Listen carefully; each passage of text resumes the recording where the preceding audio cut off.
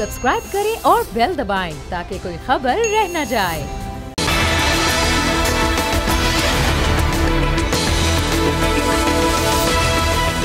अस्सलाम वालेकुम, मैं हूं फैसल अजीज़ खान और आप देख रहे हैं अब बात होगी। पाकिस्तान की तारीख का आज अहम तरीन दिन है। 7 दहाइयों के बाद पाकिस्तान के वो शहरी जो फाटा में और FR रीजन में रहते थे, उन्हें 1901 के काले कानून जिसे FCR लॉ कहा जाता था, बाकायदा छुटकारा मिल रहा है। आज FCR लॉ बाकायदा तौर पर उसकी तदफीन हो रही है।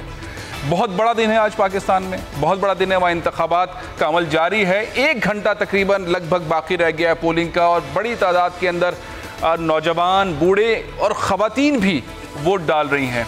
मजमूई तौर पर जो सूरत हाल है इस वक्त पख्तूनख्वा की जो 16 नशिस्तों के इंतखाबात हो रहे हैं FR रीजन में और फाटा जो अब इंज़िमाम हो चुका है, KP का हिस्सा बन चुका है, वहाँ पे मजमूई तौर पर जो इस वक्त पोलिंग स्टेशन हैं उनकी तादाद 897 है। 454 पोलिंग स्टेशंस को हसास करार दिया गया है। कोई भी ऐसा वाक़या नहीं हुआ जिसे हम कहा जाए जिसकी वजह से कोई पोलिंग में रुकावट आई हो। बड़ी तादाद के अंदर कबायली आवाम जो है वो वोट डाल रहे हैं। तकरीबन तमाम ही बड़ी पार्टियों के उम्मीदवार इन नशिस्तों पर मुकाबला कर रहे हैं। मुकाबला किस किस के दरमियान हो रहा है ये इस वक्त गैर अहम से सा लगता है ये सवाल, लेकिन बड़ी बात यह है कि फाटा जैसे इलाके में जहां पर हम सुनते थे कि वहां के लोगों ने बहुत कुर्बानियां दी, बहुत जंग हुई, गैर मुल्की हाथों ने उस इलाके के अंदर बहुत अपना असर इस्तेमाल किया और हमारे हुक्मरानों ने भी बहुत सुस्ती का मुजाहरा किया और बहुत सारी ऐसी चीज़ें हुई जिसकी वजह से पाकिस्तान के साथ आके खड़े नहीं हो सके। हम इसी मौजू पर गुफ्तगू करेंगे। मेरे साथ बहुत सीनियर जर्नलिस्ट हैं, तज्ज़ियाकार हैं। PJ मीर साहब लाहौर से वीडियो लिंक पर मौजूद हैं। हमारे नुमाइंदे भी जहां इलेक्शंस हो रहे हैं वो हमारे साथ राब्ते में रहेंगे। मैं गुफ्तगू का आगाज़ कर देता हूं PJ मीर साहब से। PJ मीर साहब, कितना बड़ा दिन आपको लगता है आज पाकिस्तान के वो इलाके जहां से हमेशा ऐसी खबरें आती थीं कि धमाके हो गए, दहशतगर्दी के वाक़यात हो गए, एक लंबी कुर्बानी दी है फाटा के लोगों ने, कबायली लोगों ने, और वो लोग थे जो कायदे आज़म के कहने पर लब्बैक करते थे और पाकिस्तान के लिए बड़ा अहम रोल प्ले करते थे। आज उन्हें बाकायदा तौर पर एक जमहूरी तरीके से पाकिस्तानी तस्लीम किया जा रहा है। देखिए, आपने बिल्कुल फैसला किए। ये मैं यतीम लोग थे 1904 में, तो चले वो चेंज हो गए। आप अंग्रेज़ों ने इनको किस तरह इस्तेमाल किया, फिर इनका आप कह लो कि stand of against the British forces, क्या ज़बरदस्त इनका स्टैंड ऑफ रहा है। फिर हमने देखा कि उसके बाद जब पाकिस्तान बनता है तो ये इसको आप फाटा में ले आते हैं। फिर एडमिनिस्ट्रेटिव जो कि फेडरल गवर्नमेंट इसको रन कर रही थी, वो पुराना जो अभी आपने कहा है फ्रंटियर क्राइम्स ऑर्गेनाइजेशन, उस लॉ के तहत अब मैं समझता हूँ कि ये अगर आप इसको देखें कि 2017 में इन्होंने शुरू किया कि जी इसको आप फोल्ड में ले आएँ, 2018 में फोल्ड पे लेके आए। आज पहले इलेक्शंस हैं, 16 सीटें हैं इसके अंदर फैसल, और 282 मेंबर्स जिसमें से 202 जो हैं वो आप कह लो कि इंडिपेंडेंट लड़ रहे। PTI सबसे बड़ा इस पे है, फिर उसके बाद JUI है and Peoples Party 13 seats and all that. लेकिन द क्वेश्चन अराइजेज कि इसके अंदर एक बड़ी इंपॉर्टेंट चीज़ जो है फैसल, वो ये है कि आप इन सारे लोगों की क्वालिफिकेशंस देखें आप, exception of one Anwar ज़ेब Khan जो कि बजौर के हैं, he is a matriculate, rest MA, MA, BSc engineering. ये दिस इज़ दी, मैं समझता हूँ कि एक न्यू लाइट आई है कि इस एरिया के अंदर जिसको हम बड़े बैठ के ड्राइंग रूम में, नहीं जी बड़ा बैकवर्ड एरिया है, आप देखो कितना पढ़ा लिखा आदमी आज इलेक्ट हो रहा है या इलेक्शन के लिए आ रहा है कि जो कि उस एरिया को रिप्रेजेंट करेगा। लेकिन साथ साथ जो अफसोस की चीज़ है, पीपल्स पार्टी ने पहले कंप्लेन कर दी है कि नहीं जी हमें मौका नहीं दिया आपने इलेक्शंस का, कैंपेन का एंड सो ऑन फोर्थ। लेकिन उन्होंने भी फरतुल्ला बाबर जैसे आपको पता गए हैं वहाँ कैंपेन मीर साहब इस वक्त हमारे साथ दिया, इसलिए हम हार।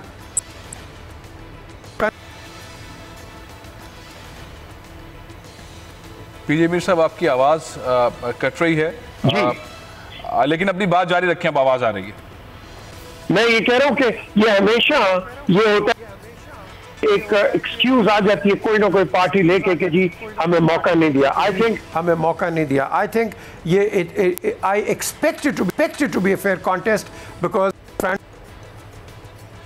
असल में ये सियासी जमातों के जो इल्ज़ाम होते हैं इंतजामात मुकम्मल ना होने वाले, कि हमें मौका नहीं मिला, हमें उस तरह से जो है वो कैंपेन चलाने का मौका नहीं मिला, ये तमाम चीज़ें चलती रहेंगी, हर इलेक्शन में होती हैं, इल्ज़ामात भी लगते हैं, सब कुछ लगते हैं। लेकिन जो बात आपने की, एक बहुत बड़ा दिन कि ऐसे मतलब एक अक्सरियत जो है वो पहली बार वोट डाल रही है, और उस वोट के बाद जो उनके नुमाइंदे मुंतखब होंगे, उनकी जो महरूमियाँ वो दूर होंगी, लोकल गवर्नमेंट सिस्टम आएगा, थाने का कल्चर आएगा, स्कूल सड़कें, ये तमाम चीज़ें बनती जाएंगी और एक ऐसा इन्वायरमेंट बन जाएगा जो पाकिस्तान के दीगर शहरों के मुकाबले में इस रेवोल्यूशन को आप किस तरह देख रहे हैं जो अब आज के इंतखाबात के बाद नजर आएगा?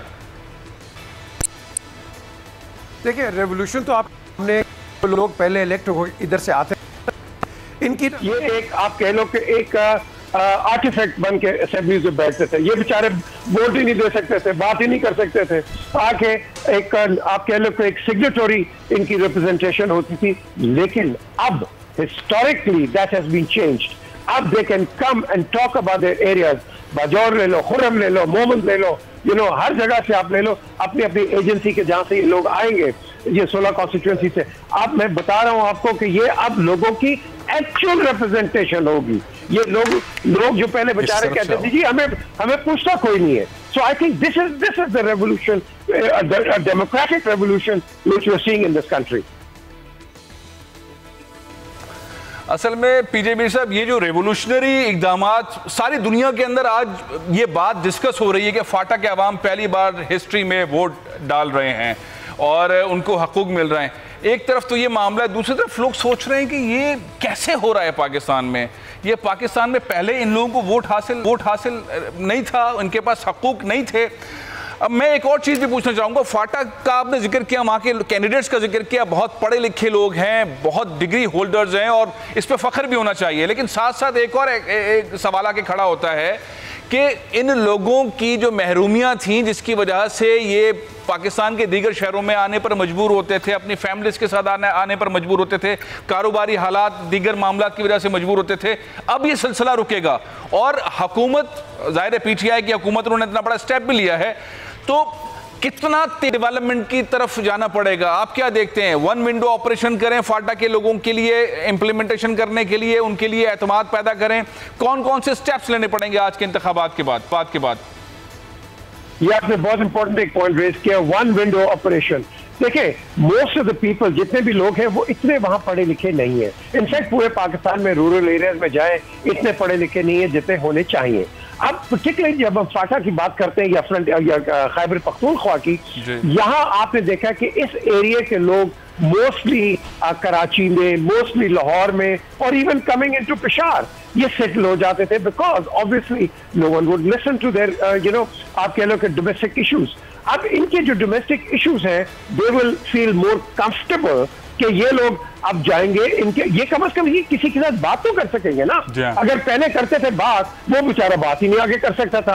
अब कम से कम ये जिसको वोट देंगे उस आदमी को अकाउंटेबल भी ठहराएंगे कि भाईजान हमने आपको वोट दिए, या दो खातून भी लड़ रही हैं इसके अंदर, लेकिन ये उनको कहेंगे कि देखें हमने आपको वोट दिया, प्लीज ये मेरे एरिया की प्रॉब्लम्स है। और ये प्रॉब्लम आप देखोगे, it will go long way in countering terrorism.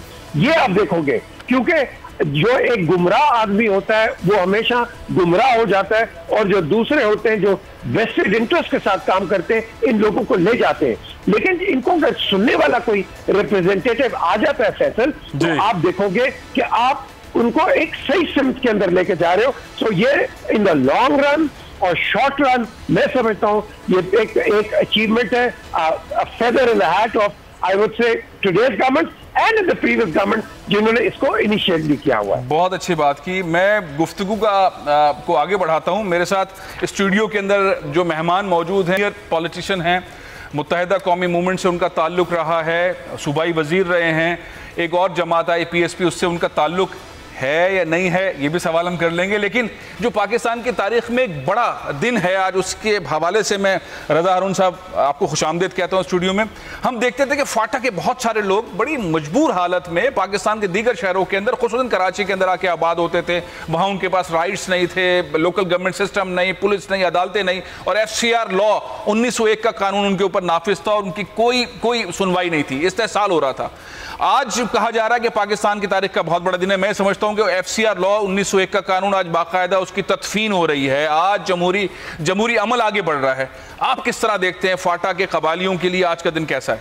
मैं सबसे पहले तो बहुत बहुत शुक्रिया फैसल, वाकई बहुत दिनों बाद मुलाकात आपसे हो रही है, टीवी पर आ रहे हैं। मैं समझता हूँ तारीख़ी दिन इस वजह से है कि आज मेरे ख़्याल में आज़ादी के बाद से लेकर आज तक पहली दफ़ा वहाँ के लोगों को हक़ रायदही मिल रहा है कि वो अपना वोट देकर किसी को अपना मुंतखब नुमाइंदा चुने। से पहले जिस तरह वहाँ से MNA बनते थे, हम सबको पता है कि इलेक्शन तो नहीं होता था, वो प्रॉपर सिलेक्शन होता था। तो वो एक तो वो सिस्टम ख़त्म हो रहा है, नंबर एक। नंबर दो बात कि ये जो फाटा का रीजन है पूरा, ये बड़ा कुदरती वसाइल और मादनियात से मालामाल इलाका है। हाँ, ये बात बहुत है। ये ऐसा तो बहुत ही अजीब था कि वहाँ के लोग यहाँ करने के लिए, उसकी बुनियादी वजह ये थी कि उनके अपने रिसोर्सेज के ऊपर, अपनी वैल्यूज़ के ऊपर, अपनी जो उनकी सही जो वहाँ जिस तरह के मादनियात हैं उसमें उनका कोई राइट नहीं था। सूबाई सतह पर इलेक्शन होंगे आज इंशाअल्लाह। हम देखेंगे कि 16 MPs मुंतखब। मेरी तो बड़ी ख्वाहिश है कि दोनों ख़वातीन अगर वो अलग अलग जगह से खड़ी हुई हैं, वो जीत जाएं, दोनों जीतें, क्योंकि ये इतना बड़ा तब्दीली आएगी बहुत पॉजिटिव। आपको याद है फैसल कि जब इलेक्शन हो रहे थे इससे पहले 2013 के, तो एक वहाँ बाकायदा तमाम सियासी जमातों ने बैठकर एक मुआहिदा किया था जिसके तहत ये तय किया था ख़वातीन वोट नहीं देंगी। आज वही रीजन है, सबसे ज्यादा ख़वातीन, वही रीजन है कि वहाँ ख़वातीन वोट भी दे रही हैं, ख़वातीन वहाँ पे इलेक्ट होने के लिए, नुमाइंदा बनने के लिए उम्मीदवार भी हैं। इससे बड़ी तारीखी तब्दीली और तारीखी तौर पर पाकिस्तान का आगे बढ़ना, मैं समझता हूँ फाटा के तमाम लोग उस मुबारकबाद के मुस्तहिक़ हैं। पिछली हुकूमतें, पिछली पार्लियामेंट, ये पार्लियामेंट जिन्होंने वो आईनी तब्दीली की कंसेंसस के साथ की, कोई एक अगेंस्ट वोट नहीं, कंसेंसस की तब्दीली हुई, तो ये तमाम लोग मैं समझता हूँ मुबारकबाद के मुस्तहिक़ हैं। जी बिल्कुल। अब शौकत यूसुफ़ज़ई साहब हमारे साथ टेलीफोन लाइन पर मौजूद हैं। शौकत यूसुफ़ज़ई साहब, वक्त बहुत कम रह गया, तकरीबन कोई 40 मिनट के करीब हैं बाकी। वोटिंग का अमल बहुत पुरअमन तौर पर चल रहा है। क्रेडिट जाता है KPK की गवर्नमेंट को, इमरान खान साहब को क्रेडिट जाता है, पाक फौज को भी क्रेडिट जाता है। आप क्या देख रहे हैं? ये मंजरनामा उस जानिब क्या है? सारी दुनिया की नजरें इस इंतखाबात के ऊपर हैं। देखिए जी, बिस्मिल्लाहिर्रहमानिर्रहीम, इसमें कोई शक नहीं कि बहुत बड़ी तब्दीली है ये। और इसमें देखें जो आम लोग हैं जो वो हिस्सा ले रहे हैं इस इलेक्शन के अंदर। इससे पहले जब इलेक्शन होते थे तो बड़े मखसूस तबका होता था, पैसों के जोर पे वो इलेक्शन लड़ते थे। अभी जो है ये आम आदमी इसमें खड़ा है। 202 आप अंदाजा करें, सिर्फ आज़ाद उम्मीदवार खड़े हैं जी। इससे और दूसरी बात है कि सुबह से जब इलेक्शन शुरू है तो बड़े पुरअमन तरीके से पोलिंग हो रही है और इन कबाइलियों ने बड़ी मेजोरिटी का मुजाहरा किया है। अभी तक हमें पाकिस्तान के अंदर हम कब से इलेक्शन लड़ते आ रहे हैं, लेकिन आज भी अगर इलेक्शन होंगे तो कहीं ना कहीं मसले पैदा होंगे। लेकिन आज अल्लाह की फजल से कबाइली एरिया के अंदर बड़े पीसफुल और बड़े शफाफ अंदाज में इलेक्शन हुए। यही सबसे बड़ी कामयाबी है कि सूबाई हुकूमत ने या वफाकी हुकूमत ने किसी किस्म की मुदाखलत नहीं की। इलेक्शन कमीशन को सब कुछ छोड़ा कि वो जो जिस तरीके से कराना चाहे इलेक्शन कराए, शफाफ इलेक्शन कराए, फौज की निगरानी में कराए गए।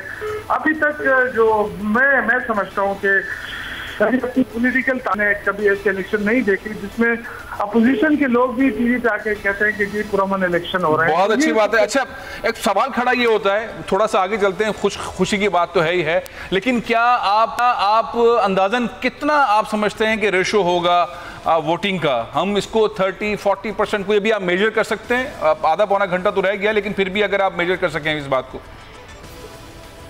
देखिए, मैं तो ये तो अंदाजे लगाने वाली बात है, लेकिन ये बड़ी खुशाइन बात है कि खवातीन निकली हैं वोट डालने के लिए।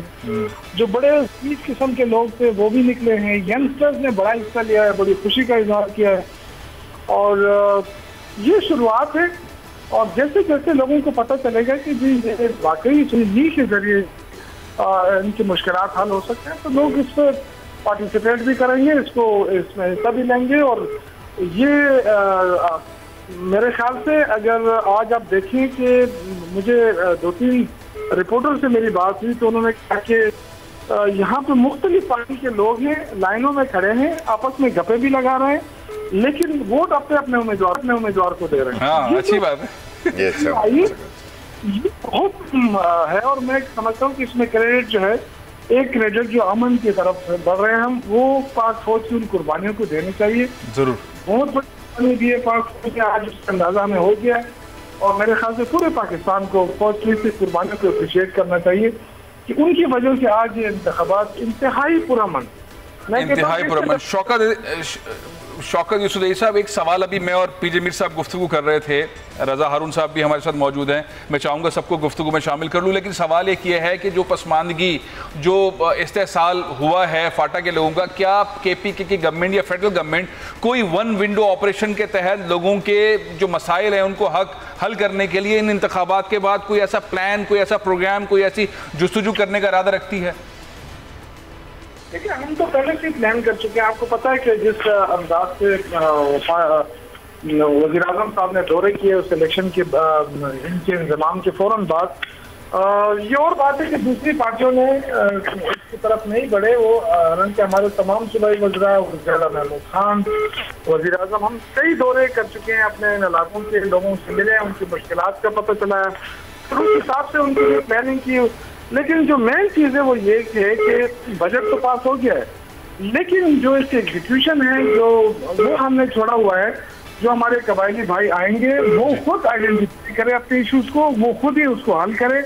उनके पैसे अलग पड़े हैं, उसमें कोई सूबाई हुकूमत की मुदाखलत नहीं है उन पैसों के अंदर। तो ये जो चीज़ है, इसमें मैं समझता हूँ कि वहाँ पे जो हमने वज़ीर आज़म साहब ने ऐलान किए थे यूनिवर्सिटी के, कैडेट कॉलेज के जो इंफ्रास्ट्रक्चर है, हेल्थ, एजुकेशन के हवाले से, उन पे तो अमल दरामद होगा।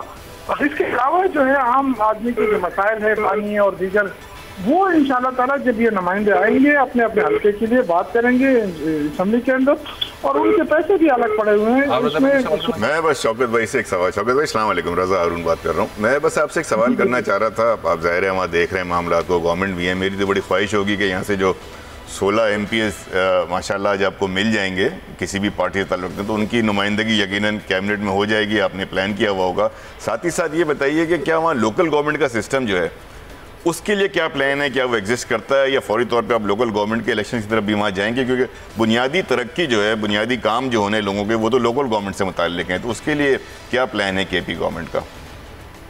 हारून साहब, ये जो आपने बात की ना, इसमें तो कोई शक ही नहीं है कि इसके फौरन बाद इंशाल्लाह ताला हम बल्दियात की तरफ जाएंगे। लेकिन एक जो आम आदमी का तस्वर था कि जी वहाँ पे इलेक्शन नहीं हो सकते, ये जो खौफ फैलाने की कोशिश होती रही बार बार कि जी वहाँ पे इलेक्शन नहीं होंगे, वहाँ पे इलेक्शन होंगे तो पता नहीं क्या होगा, ये आज ये बात साबित हो गई कि मेरे ख्याल से बड़ी ज्यादती हुई है कि हमने कबायलियों को अभी तक उनके जो बुनियादी हकूक उनसे महरूम रखा था।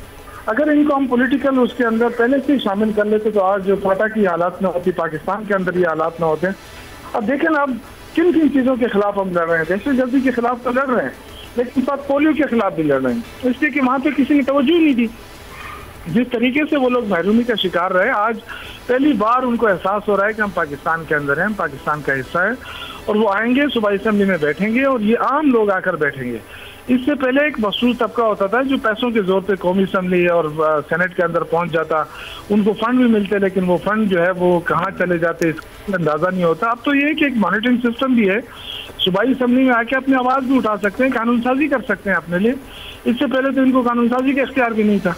तो ये जो अमल है ये बड़ा ज़बरदस्त है और इंशाल्लाह ताला आगे जाके इसके बड़े अच्छे असरात होंगे। बहुत बहुत शुक्रिया शौकत यूसुफ साहब।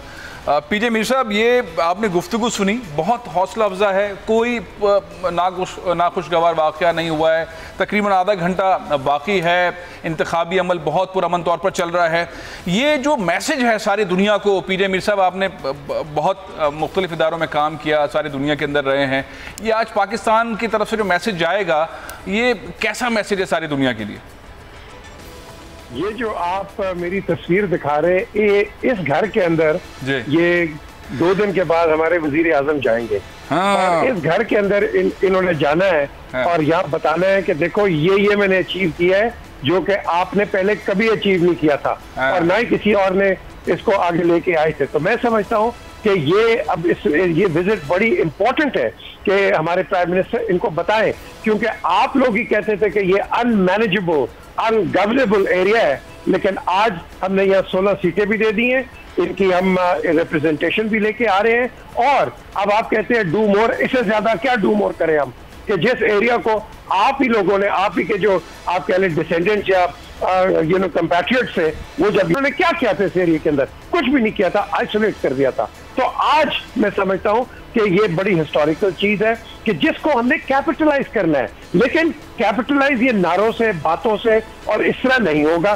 सबसे पहले, अभी तो आपके पास 2.8 मिलियन रजिस्टर्ड वोटर्स हैं, लेकिन सबसे पहले आपने करना है ये जो लोग जिनके पास शनाख्ती कार्ड नहीं है, इमीडिएटली ऑन इमरजेंसी बेसिस आप नादरा को कहें कि वहां लोगों के जाके विद द राइट जो भी इनका वर्किंग्स है, इनको आप फोल्ड में लेके आए, इनको इनके आईडी कार्ड बनाएं ताकि हमें पता लगे कौन क्या है। क्योंकि आपको पता है कि कराची में कितना अफगान बैठा हुआ है, लाहौर में है, कई और जगहों पे बैठा हुआ है, कोयटा में बैठा है। We need to get the people in the Pakistani fold and tell them कि भाई दिस इज इट। क्योंकि जब हम कहेंगे जी लोकल बॉडीज के होंगे, फलाने होंगे, बाद में यही शोर होगा जी के वो लोग नहीं आए, ये लोग नहीं आए। आप बेसिक काम करो, लोगों को अपने फोल्ड के अंदर लेके जब आओगे तब आपको पता होगा, आपके सेंसस भी ठीक होंगे, आपकी एनालिसिस भी ठीक होगी और आपकी रिप्रेजेंटेशन भी ठीक होगी। तो मैं समझता हूँ this is the first thing which needs to be done. और उसके साथ साथ फैसल, ये जो लोग नए इलेक्ट हुए, इनको अगेन ये नहीं कि इस्लामाबाद में या अपने उधर पेशावर में बैठ जाए, अपनी सर्जरीज करें, जाके लोगों को एजुकेट करें कि हम मीर साहब एक वक्फा ले रहा हूँ, न्यूज़ ब्रेक है, उसके बाद हम यही बात करेंगे कि अब होगा क्या। इंतखाबात का जो अमल जारी है उसमें पूरे 30 मिनट बाकी रह गए हैं, जो लोग आ जाएंगे पोलिंग स्टेशन के अहाते में वो वोट डाल सकेंगे। वक्फा ले रहा हूँ, वक्फे के बाद हम बात करेंगे कि अब होगा क्या, जो 16 नुमाइंदगार आ जाएंगे उनको क्या करना होगा और दुनिया भर में क्या मैसेज गया है। तो तस्वीर आपने पीजे मीर साहब की देखी, व्हाइट हाउस के बाहर खड़े हुए थे, इससे पहले वो वीडियो लिंक पे थे, लेकिन लाहौर में बारिश हो रही है, वीडियो लिंक टूट गया, इसलिए ऑडियो पर है, लेकिन हम गुफ्तगू जारी रखेंगे इस वक्फे के बाद।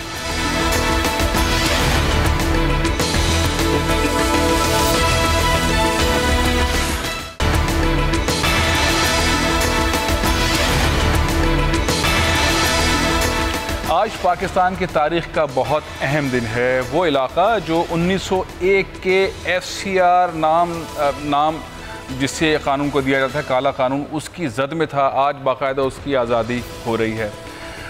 तकरीबन आधा घंटा या इससे भी कम वक्त बाकी रह गया है। जो वोटर्स हैं वो अपना वोट डाल रहे हैं, 20 मिनट के करीब वक्त बाकी रह गया है, लेकिन जो पोलिंग स्टेशंस के अंदर वोटर्स आ जाएंगे उन्हें वक्त दिया जाएगा जब तक वो वोट अपना डाल दें। अभी हम ब्रेक से पहले बात कर रहे थे, रज़ा हारून साहब मेरे साथ स्टूडियो में मौजूद हैं, पीजे मीर साहब लाहौर से वीडियो लिंक पर हैं, वहाँ बारिश हो रही है तो ऑडियो लिंक पर मौजूद हैं।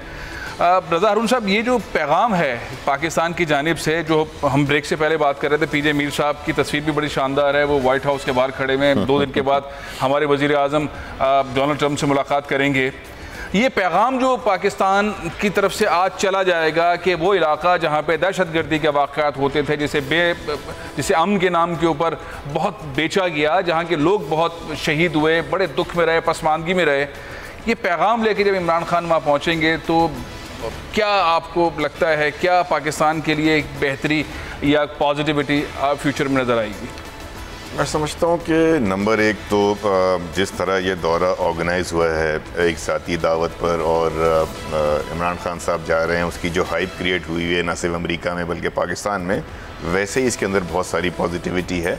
और उस दिन जब वो वहाँ पहुँच रहे होंगे और फाटा के इलेक्शन के रिजल्ट आ रहे होंगे और फाटा जो है वो उसका ट्रांजिशन हो रहा होगा फ्रॉम ये जो FCR रूल है जी, इससे ये डेमोक्रेसी की तरफ, कॉन्स्टिट्यूशनल रूल की तरफ जा रहा होगा, तो ये एक बहुत बड़ा स्टार होगा उनके कंधे के ऊपर, जिसको लेकर वो प्रेसिडेंट ट्रंप के साथ बैठेंगे। वहीं मैं एक बात और भी बड़ा महसूस कर रहा हूँ सोशल मीडिया के ऊपर और दीगर जो ज़राए हैं आजकल, ट्विटर वगैरह जो है, इसके ऊपर बड़ा नेगेटिविटी पैदा की जा रही है वज़ीर-ए-आज़म इमरान खान साहब के दौरे को लेकर। मैं समझता हूँ कि हम सबसे पहले अगर हम पाकिस्तानी हैं, फिर हम किसी सियासी जमात से ताल्लुक़ रखते हैं, तो हमें ये ज़रूर ख्याल रखना चाहिए कि हमारे मुल्क का वज़ीर-ए-आज़म है, एक रियासती स्टेट विज़िट के ऊपर किसी दूसरे स्टेट के सदर का मेहमान है, वहाँ जा रहा है, हमारे मुल्क के तमाम लोगों को चाहिए कि उसके पीछे खड़े हो जाएं, उसका किसी भी जमात से ताल्लुक़ हो, दोनों सदूर का रिस्पेक्ट करें, दोनों जो सदर हैं वो एहतराम के काबिल हैं और हमारे मुल्क के लिए बहुत अच्छा है ये दौरा। तो जितनी भी अच्छाई हो सकती है, इस दौरान अगर कोई नेगेटिविटी आ भी रही है, अगर कोई ऐसा वाक़या हो भी रहा है, तो मेरी दरख्वास्त होगी कि ये दौरे के दौरान हम वज़ीर आज़म साहब को किसी भी हवाले से जो है वो नीचा दिखाने के लिए, पॉलिटिकल पॉइंट स्कोरिंग के लिए जल्द से जुलूस करके खामखा एक नक्शेबाजी करके जो हम वक्त बर्बाद करते हैं, हमारी मुल्क का इमेज ख़राब होता है। बहुत अहम दौरा है। और ये आज का जो रिज़ल्ट आएगा, रिज़ल्ट तो खैर बाद में आएगा, कोई भी जीते कोई भी हारे, मैं समझता हूँ जमहूरियत जीती है, आइन जीती है, हमारे मुल्क की फ़ौज जीती है, जिसने वहाँ ये सारा देखें कंड्यूसिव एनवायरनमेंट। शौकत ज़ई साहब ने एक बड़ी इंपॉर्टेंट बात की कि वहाँ नौजवान और ख़वातीन बड़ी तादाद में वोट डाल रहे हैं। क्या अगर वहाँ का एनवायरनमेंट कंड्यूसिव ना होता, क्या वहाँ अमन व अमान अगर कायम ना हो गया होता, क्या वहाँ अगर हमारी पाक अफवाज ने अपनी जानों के नजराने पेश करके एक ऐसा माहौल ना क्रिएट हो गया था जहाँ आज ये इलेक्शन हो सके, तो क्या मुमकिन था? तो तमाम चीज़ें। और फिर ये देखिए हमारे दौरे में वज़ीर आज़म साहब के साथ जा कौन कौन रहा है। हमारे बर्री फौज के सरबरा बजवा साहब हैं, हमारे दीगर इदारों के सरबराह उनके साथ हैं। तो बहुत अहम है। और इस तरह की जितनी भी पॉजिटिविटी इस वक्त हम सब बिलाशुबा, हम किसी मीडिया से ताल्लुक़ रखते हों, किसी चैनल, हमारी 10 जो है वो शिकायत हों वज़ीर आज़म साहब के साथ पर्सनली हों, उनकी जमात से हों, हमारे सियासी इख्तिलाफ़ात हों, हमारे नज़रियाती इख्तिलाफ़ात हों, लेकिन रियासती दौरा, रियासती सरबराह का दौरा, रियासती सरबराह का अमेरिका के सदर के साथ मुलाकात और ये 3-4 दिन जो वहाँ गुजारेंगे, हमें चाहिए कि हम इसी तरह की खुशखबरियाँ, इसी तरह की पाकिस्तान के लिए जो पॉजिटिविटी हो सकती है, जिसके लिए पीजे मीर साहब बहुत मशहूर हैं। पीजे मीर साहब से ज़्यादा पॉजिटिविटी पाकिस्तान के लिए मैंने किसी को मीडिया पे डे 1 से करते नहीं देखी। ये पॉजिटिविटी हमें चाहिए, ये सपोर्ट हम सबको मिलकर ऑफर करनी चाहिए। और definitely today's event, today's election in FATA, ये बहुत बड़ा स्टार है, बहुत बड़ा फूल है उनके कंधे के ऊपर जो लेकर इमरान खान साहब। पीजे मीर साहब, आप पॉजिटिविटी के चैंपियन हैं और खुशी होती है बात सुन के। और अभी रजा हारून साहब ने भी कहा, आप हमेशा से ये बात करते हैं। ये जो नेगेटिविटी फैलाने वाले लोग हैं सोशल मीडिया के ऊपर, पाकिस्तान के वजीर आजम के दौरे के हवाले से और भी बहुत सारे अमेरिका में बैठे हुए इस तरह की जो है वो हरकतें कर रहे हैं, इनके लिए आपका पैगाम क्या होगा? पाकिस्तान का एक दौरा अमेरिका का है और सोशल मीडिया पे उनको दौरे पड़ रहे हैं। अफसोस तो ये है कि भाई आप ये किन आप क्या कर रहे हो? आप किसको बदनाम कर रहे हो? कल मैं समझता हूँ कि जो लोग आज ऑपोजिशन में हैं, कल यही लोग जाके इस मुल्क का दौरा करेंगे। तो आप क्या अपना मैसेज दे रहे हैं कि नहीं वो खराब है, हम अच्छे, फिर ये आप जाएंगे, फिर दूसरे शुरू हो जाएंगे। और इसका फैसला, इसका एडवांटेज वो उठाता है थर्ड पार्टी, जो कि कहते हैं ओ यार ये तो इतने डिवाइडेड है कि एक वजीर आजम आता है वो खराब है, दूसरा आता है वो हमारे पास खराब है, हमने किसी को छोड़ा है? हम नहीं छोड़ते। ये बिल्कुल आई एग्री विद रजा भाई कि देखो, हमें खुदा के लिए जब इस तरह की कोई विजिट्स होती हैं तो पीछे आप बिक्रिंग ना करो, क्योंकि जब आप करते हो, यहाँ की जो आपकी फॉरेन एम्बेसीज हैं, ये अपने अपने डिस्पैचेस और अपने अपने जो एनालिसिस हैं, ये अपनी एम्बेसीज के थ्रू अपने मुमालिक में भेजती हैं और फिर वहाँ उसकी एनालिसिस होती है। इस तरह नहीं है कि चले गए, ये एक पूरा इसकी एक किताब बनती है और उस किताब के तहत आगे चलते हैं। तो मैं समझता हूँ कि ये एक बड़ा एक अहम मौका है कि प्राइम मिनिस्टर इमरान खान ये गए हैं और जाके अपना केस बताएंगे। और पर्टिकुलरली जो इम्पोर्टेंट चीज़ है कि हमारे चीफ ऑफ स्टाफ जो है, बिकॉज ऑब्वियसली हमारा इस वक्त अमेरिका और पाकिस्तान का एक आप कह लो कि नॉन नेटो अलायंस का एक पार्टनरशिप भी है, इसके अंदर जो पाकिस्तान आर्मी एक रोल प्ले कर रही है, आई थिंक फर्स्ट हैंड जो हमारे चीफ उनको बताएंगे to the president rather than their chief of staff, that will remain a very important point. एक आपकी इजाजत हो तो एक बात और ऐड कर दूं पीजे मीर साहब। देखेंगे पीजे, वहाँ वाशिंगटन में कोई लोकल पॉलिटिक्स तो डिस्कस होनी नहीं, वाशिंगटन में तो डिस्कस होनी है रीजनल पॉलिटिक्स, रीजनल स्ट्रेटजी और इंटरनेशनल इवेंट्स जो इस वक्त जो कुछ भी हमारे बॉर्डर्स पर हो रहा है। तो मैं इस हवाले से कह रहा था, मैं आपकी बात को आगे बढ़ाते हुए कि इतना इंपॉर्टेंट है ये विजिट कि अपने रीजन में जो दाएँ बाएँ हमारे कुछ हो रहा है, जो हमारे बॉर्डर्स की सिचुएशन है, वो चाहे अफगानिस्तान को ले लें, ईरान को ले लें, इधर मिडल ईस्ट को ले लें, तो ये दौरा बहुत इंपॉर्टेंट है पाकिस्तान के लिए। और इमरान खान, वज़ीर इमरान साहब को मैं समझता हूँ कि बेस्ट परफॉर्मेंस उनको अपनी देनी है पाकिस्तान के लिए। ये जो OIC के अंदर खिताब था वज़ीर आज़म इमरान खान साहब का, जिन्होंने मुस्लिम उम्मा को एक पैगाम दिया था, लोग कह रहे हैं कि वहीं से मामला आगे बढ़ेगा और एक ऐसी अपॉर्चुनिटी इमरान खान साहब को हासिल हो गई है जो बड़ी कामयाबी की तरफ पाकिस्तान को ले जाएगी। लेकिन हम दोबारा फाटा की तरफ आते हैं। मेरे साथ पेशावर में जो हमारे ब्यूरो चीफ हैं उमैर यासिर साहब टेलीफोन लाइन पर मौजूद हैं। उमैर यासिर साहब, 15 रह गए हैं वोट्स जो डालने का अमल है उसमें। मैं एक चीज़ पूछना चाहता हूँ, इस इंजमाम के खिलाफ जो कि फाटा का, एफआर रीजन का केपी के साथ इंजमाम था, इसके मुखालफिन भी थे, वो भी आज इंतखाबात लड़ रहे हैं, उनकी कैफियत क्या है? वो शायद कुछ ऐसे मुखालफिन भी थे जो पाकिस्तान बन रहा था तो उनके बड़े पाकिस्तान के मुखालफिन थे, उसके बाद उन्होंने आगे बड़े मराहत हासिल की, आज उन्होंने इंतखाबात में हिस्सा ले लिया है, उनकी जीतने की उम्मीद है? और बताइए मंजरनामा क्या है? बिल्कुल, जो जमातें फाटा इंजमाम की मुखालिफ थी, खसूसन खैबर पख्तूनख्वा में जमीयत इस्लाम और सरबराह उनकी जमात जो थी वो इंजमाम की मुखालिफ थी और उनकी ये राय थी कि एक मरतबा फिर आवाम से, फाटा के आवाम से ही राय दी जाए। उनके मुताबिक कि जो मौजूदा लोगों से पूछा गया है, लोगों से राय दी गई है, वो फाटा के आवाम के हकीकी नुमाइंदे नहीं है। लेकिन अब जो ही इलेक्शन का यहाँ पे अमल शुरू हुआ है, यहाँ पे इंतखाबी सरगर्मियाँ शुरू हुई हैं, तो जमीयत इस्लाम ने भी उसी तरह अपने उम्मीदवार हैं वो इस इंतखाबी अमल में हिस्सा दे रहे हैं। इस बात को बहुत ज़्यादा महसूस किया जा रहा है उन कबायली इलाकों में, क्योंकि न सिर्फ जमीयत इस्लाम के अलावा जो सियासी जमातें थी वो इस इंतजाम के हक में थी, बल्कि जो कबायली अवाम थे उनकी अक्सरियत भी इंतजाम चाहती थी, एख्तियार का खात्मा चाहती थी, पुराने निज़ाम का खात्मा चाहती थी। लेकिन तो उस वजह से जो मौजूदा इंतखाबात में जमीयत इस्लाम हिस्सा ले रही है, तो यकीनी तौर पर इसके वोट बैंक से असर पड़ेगा। लोगों में ये बात बहुत शिद्दत से महसूस की गई है कि उन जमातों को क्यों वोट दिया जाए जो मुखालफत कर रहे थे। आखिर में मुख्तसरन ये बताइए कि पूरे इंतखाबात के अमल में कोई नाखुशगवार वाक़या आपने सुना, आपकी नॉलेज में आया पूरे सुबह से लेके अब तक के इस मामला में? अभी तक तो किसी भी इलाके से ऐसा कोई वाक़या सुनने में नहीं आया। बहुत उमैर यासिर, ये बहुत अच्छी खबर है कि इंतखाबात हो रहे हैं और ऐसे इलाके में जिनको पहली बार हक मिला है पाकिस्तान बनने के बाद, एफआर रीजन और फाटा के कबायलियों को, और कोई नाखुशगवार वाक़या नहीं हुआ। साथ ही दुनिया के लिए एक बहुत बड़ा मैसेज है कि पाकिस्तान का वो इलाका जहाँ पे दहशतगर्दी के सबसे ज़्यादा वाक़यात होते थे, जहाँ के लोगों को बहुत पसमानदगी का सामना था, उनके सामने बहुत मसाइल थे, वो आज एक तारीख़ रकम हो जाएगी। चंद मिनट बाकी रह गए हैं, तकरीबन 13 मिनट गए हैं पोलिंग के अमल को। मैं प्रोग्राम यहाँ ख़त्म करने से पहले रज़ा हारून साहब एक सवाल आपसे कर लूँ कि आजकल आपका किस सियासी जमात से ताल्लुक़ है? मेरा आज तक अभी तक पीएसपी से ताल्लुक़ है। पीएसपी से ताल्लुक़ है। कल पीएसपी एक जलसा कर रही है, आपको क्या उम्मीद है? अल्लाह उनको कामयाब करे। मैं समझता हूँ उनका पैगाम, मुस्तफ़ा कमाल का पैगाम कौमी पैगाम है, नेशनल यंग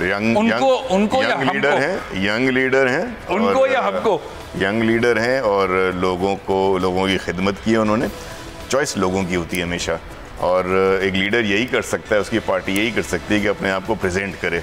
वाज़ेह नहीं कर रहे हैं आप, ये पसंद नापसंद जो है वो लोगों पे छोड़ देते हैं। अच्छा, कल आप जलसा गाह के अंदर मौजूद होंगे? कल इंशाल्लाह मैं आपके साथ हूँ। मेरे साथ होगी। प्रोग्राम यहाँ ख़त्म कर रहा हूँ। मुख्तलिफ सियासी जमातों के अंदर मुख्तलिफ इख्तलाफात के साथ आगे चला जाता है, मुख्तलिफ नज़रियात होते हैं, लेकिन सियासी जमातों का मुस्तहकम होना, मजबूत होना बहुत ज़रूरी है। कल कराची में बहुत बड़े मैदान के अंदर एक जलसा है और जलसे का मकसद, पीएसपी के इस जलसे का मकसद बुनियादी तौर पर यह है कि मुत्तहिदा कौमी मूवमेंट से बड़ा जलसा किया जाए, पीटीआई से बड़ा जलसा किया जाए। कल देखेंगे कि जलसा कितना बड़ा है। साथ ही अमेरिका का जो दौरा है वज़ीर आज़म का, उसके ऊपर भी गुफ्तगू करेंगे इंशाअल्लाह। कल इजाज़त दीजिए, अल्लाह हाफ़िज़।